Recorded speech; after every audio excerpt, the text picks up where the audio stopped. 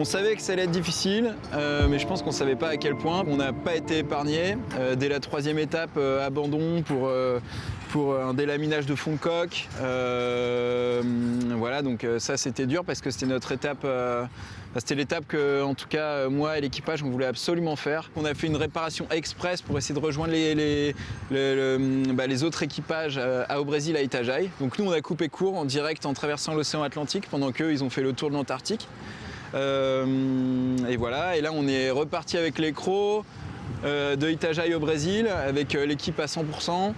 On a fait un super début d'étape. On a eu une petite casse d'un cordage de foil qui maintient le foil, qui nous a fait prendre un peu de retard, mais après on a cravaché, on a réussi à revenir au contact des autres bateaux, donc on a vraiment une superbe étape. Et au 17e jour de course, je crois, on passait un centre dépressionnaire qui était assez actif, avec une mer qui était un peu dans tous les sens, et paf, à ce moment-là, le mât qui tombe. À ce moment-là, on essaye de gérer l'instant présent, quoi. On pense à rien en fait, on pense juste à essayer de faire en sorte que tout le monde soit en sécurité.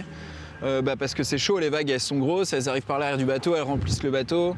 Voilà, on est plutôt en condition de survie qu'en condition de réflexion à ce qui va se passer plus tard.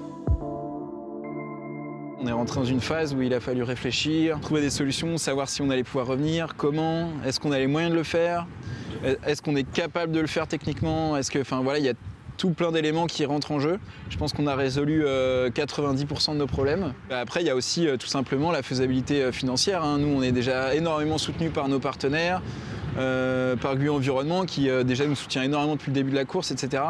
Maintenant, il ne faut pas qu'on mette notre projet dans une situation délicate, parce que notre objectif principal depuis le début, ça reste quand même le Vendée Globe. Il faut savoir qu'ils sont solides dans la tête, parce que je leur ai dit clairement, écoutez, on se remotive, on donne tout pour que ce soit possible.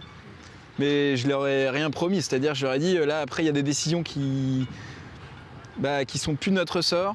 Ça se trouve on a un mât qui va jamais pouvoir arriver, ça se trouve il va nous manquer une pièce. Et je leur ai dit, attendez, on bosse comme si on allait y être. Et malgré tout il peut y avoir une désillusion de dernière minute en disant voilà c'est pas possible quoi. Et tout le monde s'est quand même donné à fond, on aura tout donné jusqu'au bout de nos capacités. Et c'est le principal, et je pense que tout le monde était très motivé, quoi. Je pense que forcément ça a soudé l'équipe.